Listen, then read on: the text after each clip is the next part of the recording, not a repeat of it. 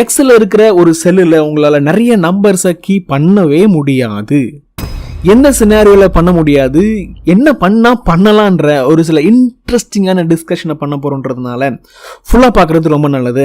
ஒரு ரெக்வஸ்ட் நமக்கு வருது. அந்த ரெக்வஸ்ட்டில் பார்த்தீங்கன்னா எக்ஸலில் உள்ள ஒரு செல்லில் நிறைய நம்பரை கீ பண்ணுறதுல ப்ராப்ளம் இருக்குது அப்படின்ற மாதிரியும், டெக்ஸ்ட்டாக இருக்கிற ஒரு பெரிய நம்பரை கன்வெர்ட் பண்ணும்போது அந்த நம்பர் வந்து தப்பாக கன்வெர்ட் ஆகுதுன்ற மாதிரியும் ரெக்வஸ்ட் வருது. நம்ம இந்த ஃபைல் வாங்கி பார்க்குறோம், அதில் 15 கேரக்டருக்கு மேலே இருக்குது. ஸோ 15 கேரக்டருக்கு மேலே இருந்தால் எக்ஸல் அதை அண்டர்ஸ்டாண்ட் பண்ணாது. அதை மாற்றி கன்வெர்ட் பண்ணிக்கும், அதுக்கு தகுந்த மாதிரி ஒரு ப்ராப்ளம் இருக்கு.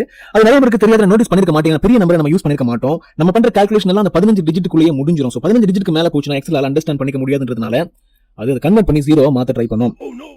1 2 3 4 5 6 7 8 9 10 11 12 13 14 15 16 17 18 கேரக்டரை நான் ட்ரை பண்ணிட்டேன். 18 கேரக்டரை 18 நம்பரை நான் டைப் பண்ணி என்டர் பண்ணும்போது இது என்னமோ 18 கேரக்டர் இருக்குன்ற மாதிரி காமிச்சிடுது. 17+1 ஓகே, 18 கேரக்டர் இருக்குன்னு இந்த லென்த் ஃபார்முலா சொல்லிடுது, அதுவும் ஓகே. ஆனால் இதுல கிளிக் பண்ணி பார்க்கும்போது பார்த்தீங்கன்னா ஒரு சில ஜீரோஸ் வந்திருக்கு. நான் 0வை கீப் பண்ணலை.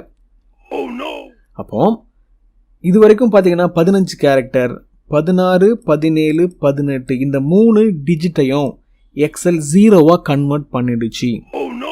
என்ன புரிஞ்சுக்கணும் அப்படின்னா 15 கேரக்டருக்கு மேலே கீ பண்ணும்போது எக்ஸலாலையும் சரி கூகுள் ஷீட்டாலையும் சரி அதை நம்பராக ரெகக்னைஸ் பண்ண முடியல, டெக்ஸ்ட்டாக தான் ரெகக்னைஸ் பண்ண முடியுது. அப்போ டெக்ஸ்ட்ன்ற ஒரே ஒரு மெத்தட் மூலமாக தான் உங்களால் 15 கேரக்டருக்கு மேலே டைப் பண்ண முடியுன்றது உங்களுக்கு புரிஞ்சிருக்கணும்.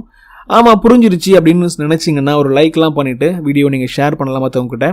இந்த ப்ராப்ளத்துக்கு என்ன சொல்யூஷன் கேட்டிங்கன்னா இதை டெக்ஸ்ட்டாக நீங்கள் மாற்றிட்டு வேலை செய்கிறது மட்டும்தான் சொல்யூஷன்.